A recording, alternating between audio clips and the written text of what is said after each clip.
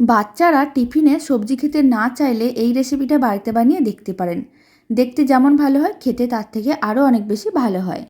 নমস্কার, আমি রুমি। আপনাদের সবাইকে আবারও একটা দারুণ স্বাদের রেসিপিতে স্বাগত। রেসিপিটি বানানোর জন্য প্রথমে আমি বেশ কিছুটা পরিমাণ কুচনো বাঁধাকপি নিয়েছি, আর দিয়ে দিচ্ছি 2টো ডিম।